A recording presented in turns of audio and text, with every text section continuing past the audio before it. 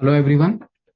ये वीडियो में हम बताने जा रहे हैं कि इनकेस अगर आपको एग्जिस्टिंग क्लाइंट कोड में बैंक शिफ्ट करना है तो वो कैसे किया जाता है और उसका क्या लॉजिक है वो हम आपको बता देंगे। सो बैंक शिफ्टिंग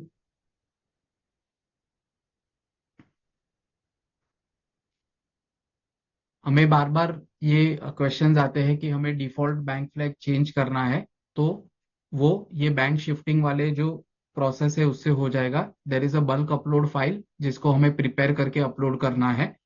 वो बल्क अपलोड फाइल कैसे बनानी है वो मैं आपको यहाँ पे बता देता हूँ। तो यूसीसी में जो भी डेटा है वो आपको एक बार देख लेना है, जिस इन्वेस्टर का भी आपको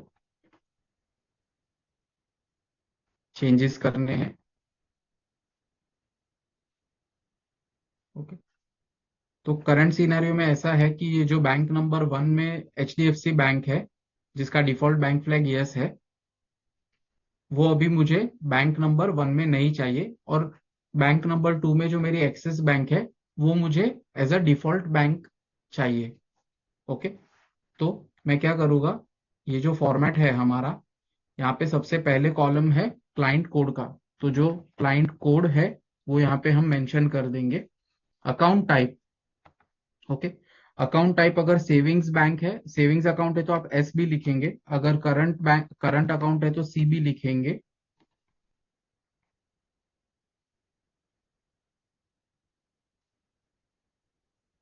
अगर एनआरई है तो एन ई लिखेंगे। एनआरओ है तो एन ओ लिखेंगे। तो जैसे मैंने बताया कि मुझे बैंक नंबर 2 है एक्सिस बैंक, वो बैंक नंबर 1 में चाहिए। तो मैंने ये बैंक अकाउंट नंबर यहाँ पे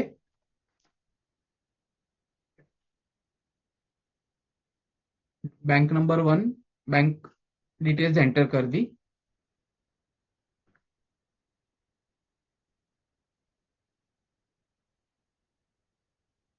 ओके। उसके बाद है एमआईसीआर कोड। अगर एमआईसीआर कोड नहीं मेंशन किया है तो leave it blank. MICR code का अभी कोई रेलेवेंस नहीं रहा है। उसके बाद हमें आईएफएससी कोड यहाँ पे एंटर कर देना है। और ये जो डिफॉल्ट बैंक फ्लैग है इसे हम यस रखेंगे। ओके। फिर जो सेकंड बैंक है वो हमें यहाँ पे एंटर करनी है। तो जो बैंक मुझे बैंक नंबर 2 में चाहिए उसकी डिटेल्स में यहाँ पे एंटर कर दूंगा। आईएफएससी कोड एंटर कर दूंगा। डिफॉल्ट बैंक फ्लैग इसका नो रहेगा। इसी प्रकार से बैंक नंबर 3 अगर है तो आप वो भी मेंशन कर सकते हो। आपको बैंक नंबर 1 को बैंक नंबर 3 में लेना है या 3 को 1 में लेना है या 2 को 3 में लेना है, 3 को 2 में लेना है, जो भी आपको बैंक यहां से वहां शिफ्ट करनी है वो आप इस बल्क अपलोड प्रोसेस के थ्रू कर सकते हो। तो मैंने ये जो डेटा यहाँ पे फिलअप किया है ए से लेके जेड कॉलम तक, इसे मैंने कॉपी कर लिया और इसे एक नोटपैड फाइल में पेस्ट कर दिया। ओके। ये जो बीच का गैप है वो मैंने यहाँ पे कॉपी किया और एडिट में जाके हमने इसे रिप्लेस किया। ये गैप को हमने यहाँ पे पेस्ट किया और रिप्लेस विथ पाइप जो स्ट्रेट लाइन है, and we click on replace all. जैसे ही रिप्लेस ऑल पे करेंगे, दिस इज द फाइल। इसको हम सेव कर देंगे।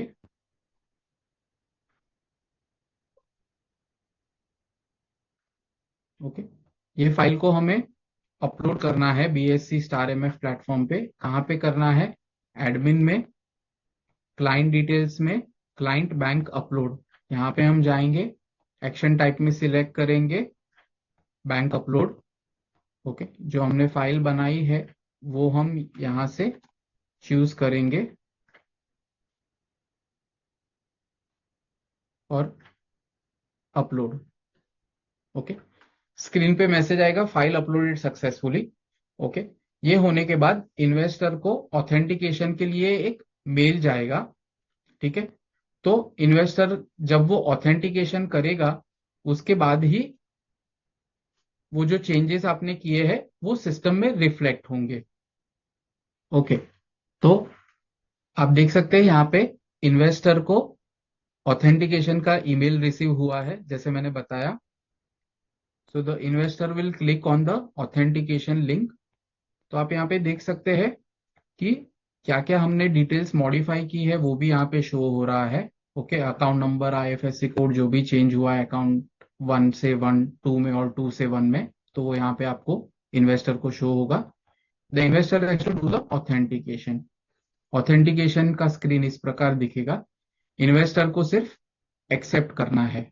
ओके, तो यहाँ पे मैसेज आता है यूसीसी डेटा अपडेटेड सक्सेसफुली।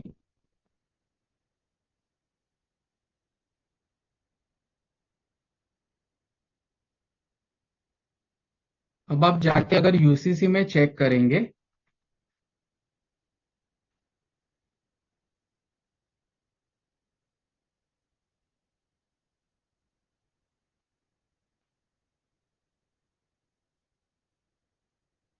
यहाँ पे आप देख सकते हैं कि जो एक्सिस बैंक बैंक नंबर 2 में था वो बैंक नंबर 1 में आ गया, जो और एचडीएफसी बैंक जो बैंक नंबर 1 में था वो अब 2 में आ गया। मान लीजिए कि मुझे अभी ये एचडीएफसी बैंक मेरे सिस्टम में नहीं चाहिए, मेरी वो bank for whatever reason अगर मैंने बंद कर दी है। ओके, तो ये बैंक नंबर 2 को हमें सिस्टम से डिलीट करने का ऑप्शन है, वो है एडमिन में, क्लाइंट डिटेल्स में, क्लाइंट बैंक डिलीशन। ओके, यहाँ पे हम चले जाएंगे। हमने यहाँ पे क्लाइंट कोड एंटर करना है। ओके, जैसे ही मैं क्लाइंट कोड एंटर करूंगा यहाँ पे मुझे ऑप्शन देगा कि कौन सा बैंक अकाउंट नंबर हमें डिलीट करना है। तो बैंक नंबर 1 है जहां पे डिफॉल्ट बैंक फ्लैग यस है, वो डिलीट नहीं होती है। ठीक है, इसीलिए हमने इस प्रोसेस के थ्रू बैंक नंबर 2 में ले लिया जो बैंक हमें डिलीट करनी थी। ओके, तो बैंक नंबर 2 में जैसे मैंने बताया मुझे मेरी एचडीएफसी बैंक डिलीट करनी है, तो उसे मैंने बैंक नंबर 2 में ले लिया। I will simply click on delete. ठीक है, यहाँ पे मैसेज आएगा data save successfully. Again after ये डिलीशन के बाद इन्वेस्टर को ऑथेंटिकेशन का ईमेल जाएगा, और इन्वेस्टर जैसे ही इसे ऑथेंटिकेट कर देगा तो जो बैंक नंबर जो बैंक हमने डिलीट की है वो सिस्टम में से निकल जाएगी। आप देख सकते हो कि यहाँ पे इन्वेस्टर को बैंक डिलीशन ऑथेंटिकेशन का एक ईमेल आया है। ओके, वो ये लिंक पे क्लिक करेंगे। ओके, तो यहाँ पे दिखेगा कि एचडीएफसी बैंक है, ये हमें डिलीट करना है। तो इन्वेस्टर यहाँ पे टिक मार्क करके इसे सबमिट कर देगा तो बैंक डिलीट हो जाएगी। ओके, बैंक डिलीशन में आपको 3 चीजों का हमेशा ध्यान रखना है। वन इज कि उस बैंक का कोई मैंडेट अप्रूव नहीं होना चाहिए, वरना सिस्टम आपको वो बैंक डिलीट नहीं करने देगा। सेकेंड इज अगर ऑफकोर्स सेकेंड इज कि उस मैंडेट के अगेंस्ट कोई एसआईपी भी नहीं चलनी चाहिए, एसआईपी नहीं होनी चाहिए। एंड थर्ड इज कि सिस्टम में कोई भी लाइव ट्रांजैक्शंस नहीं होने चाहिए। अगर ये 3 सिनारियो आपके मीट होते हैं तो आप बैंक को डिलीट कर सकते हैं।